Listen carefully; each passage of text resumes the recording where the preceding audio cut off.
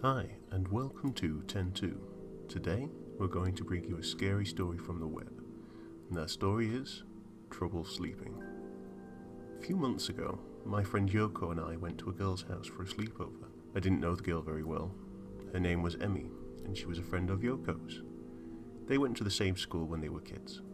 Emmy was a strange girl, and she was very quiet and seldom said anything.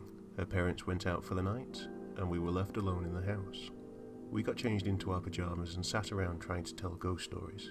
The problem was, we didn't know very many, and the ones we did know were kinda lame. All of a sudden, Emmy perked up. "I know a good website," she said. She opened up her laptop and clicked on one of the bookmarks. We gathered around her and looked at the website. It had a lot of scary stories from all over the world, including Japan. Emmy scrolled down the page while we were staring at the monitor. Yoko pointed to one of the stories. "What's this one?" she asked. For a moment, Emmy's face changed to a serious frown. "You're not supposed to read that one," she said. "It's dangerous." "This whole website is creepy," I said. "Is this supposed to be for kids?" asked Yoko. "No," Emmy replied in a serious tone. "It's definitely not for kids. Some of the stories in the games are really dangerous, like this one." She clicked on the link for one story. It seemed very strange. There was a picture of a woman with long dark hair, but her face was disturbing. It made me sick to look at it. The text said, "The person who wrote this story is not human." "You're not supposed to listen to this story," said Emmy. "So let's not listen," replied Yoko. "Yeah, let's just go to bed," I said. I had a strange feeling about this site. I mean, where did they get all these weird stories from? And why did they collect them? Who would even make a site like this? There was something very unsettling about the whole thing. Emmy didn't take any notice of us. She pressed play on the video, and we heard the start of the story. As soon as I heard that weird voice, it freaked me out. I put my hands over my ears and left the room, and Yoko followed me. We waited in the bathroom until it was over. I can't remember what the story was about, but I do recall that it was very short. It seemed more like a poem than a story, but it didn't rhyme. When we came back in, Emmy had a strange look on her face. "See, nothing happened," she said. Not long after that, we decided to go to bed. We were very sleepy. Emmy got into her bed, and I lay down on the futon beside Yoko. We turned off the lights and went to sleep.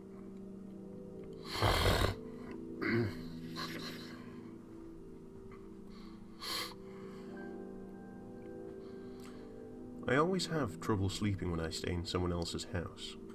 In the middle of the night, I was awoken by a strange sound. After a minute or so, I realized it was Emmy.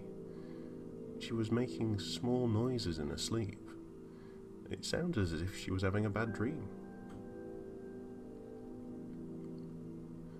I shook Yoko to wake her up. "Maybe Emmy shouldn't have read that story before going to bed," she mumbled. I tried to go back to sleep, but Emmy's moans became louder, and then she started talking in her sleep. "How did you find?" she muttered. I nudged Yoko and we both lay there listening to her. "How did you know?" she muttered. "Must be a weird nightmare," said Yoko. Just as she said that, Emmy suddenly got up out of bed.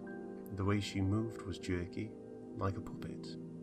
When I saw that, a cold chill ran down my spine. Emmy had her back to us, and her head was hanging down. Her long black hair was covering her face. She just stood there, facing her bed, moaning softly.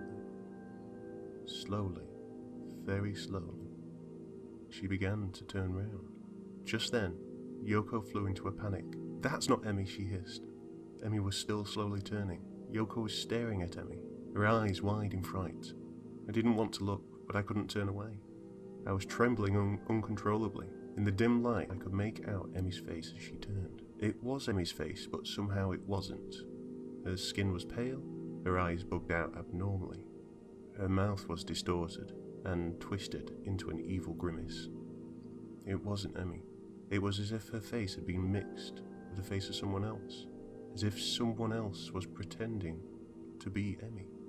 In a voice that didn't sound human, she whispered, "I want to know how."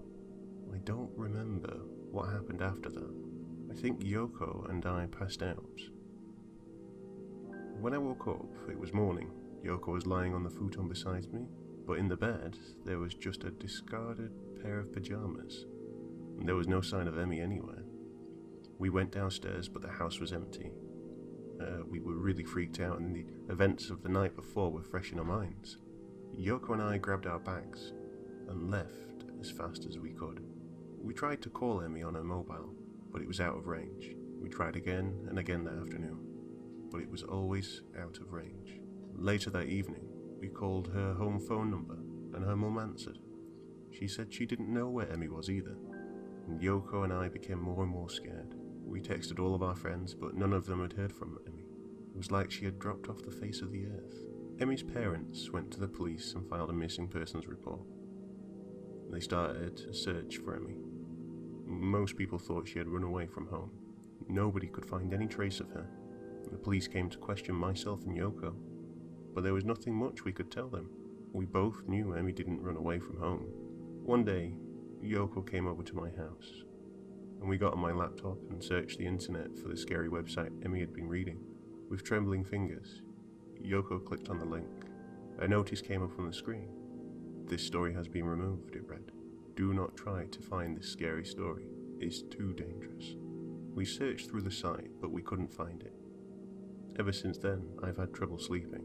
I'm scared that when I wake up, I won't be here anymore.